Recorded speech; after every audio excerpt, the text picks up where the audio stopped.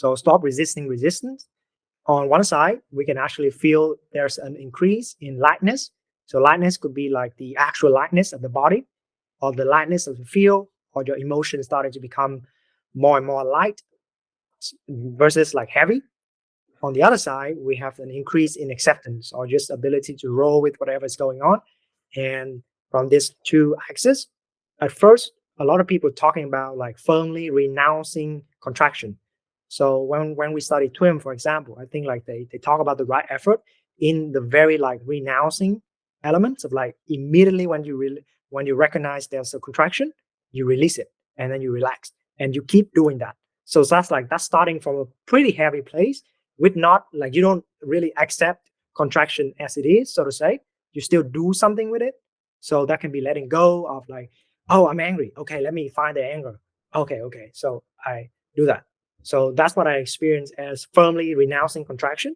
Like you determine to like clear out some stuff. And then as it's become lighter, then you have a very like, oh, okay, I know my way around this spaciousness, this awareness, this abiding stuff.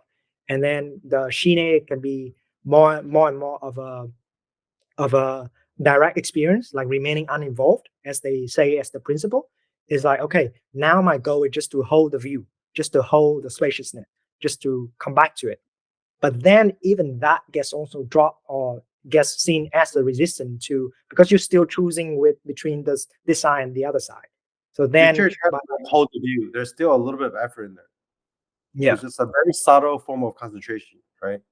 You're concentrating on infinite space, but you're already very, very relaxed if you can hold the boundless space.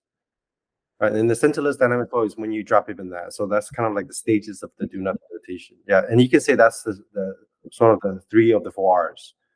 The first one, firmly renouncing contraction, would be like recognition. The first R. The second R, release, would be like spaciously remain uninvolved and just let the direction of attention or any kind of contractions release on their own.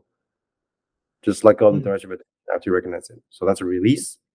And then the dynamic senseless flow, the full 90 state, quote unquote, is when you don't even you don't do anything. You don't even do nothing. You don't even try to do nothing. You're not trying to hold the nothingness. You're not trying to hold the spaciousness anymore, even. Yeah. So I think like in a debate between Daniel Ingram and Nelson Armstrong, Daniel had a very interesting point about like a lot of people, they practice the renounce stuff too much that they kind of like make that their new contraction.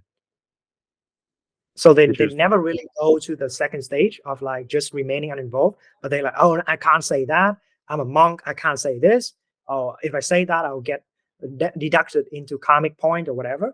And so they say he used the word chastity chasing for such kind of practice. So that's more like on the more macro level. Even on the microscopic sensorial level, that could also apply. You can get obsessive about trying to find every contraction and then releasing it and releasing it. Yes. And then there is such a thing as putting too much effort in releasing or putting too much effort in trying to be effortless. But it's a stage that everybody goes through, right? But then you realize, wait, there is actually, you don't even need to release anything. Just let them be there. They will be sucked into the infinite. But in the beginning, you do kind of have to like practice how to release. So there's also the word release is also pretty interesting. I was talking to this group.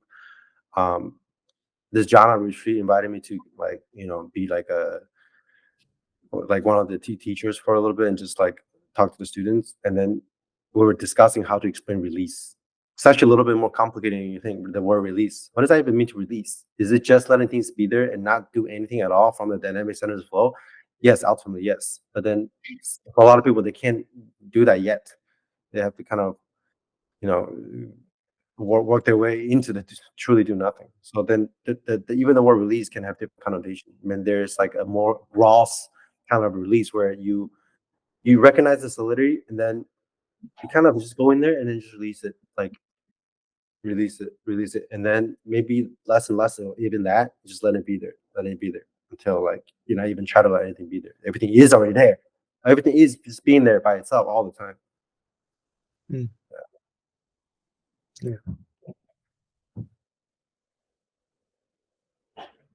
Yeah, I think like in terms of practice, each of these stages have like quote unquote different practices as well. Maybe like even firmly renouncing contraction could be very somatic releases like tapping or like dynamic meditation, elliott exercise, like bioenergetic, like you jump out, you release those kind of like contraction, or you scream, you laugh, you launch, or you take cold shower, you're hitting the gym. Those could be like fuck this contraction, like I'm gonna get it out of my chest or something like that. And then when you go into the more awareness based meditation, then it's really about just being there, just sitting with it, and then just like holding that dance between nirvana and samsara. I'm like, okay, this side is expansion, this side is contraction. Let me just let me just keep them together. Let's make friends with both sides. Yeah.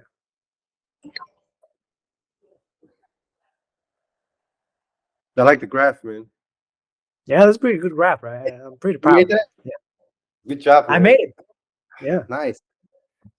yeah. Oh, I thought We you grabbed that off the internet for a second. No, legit. no, What's bro, that? I made it. Yeah. Yeah, that's 50.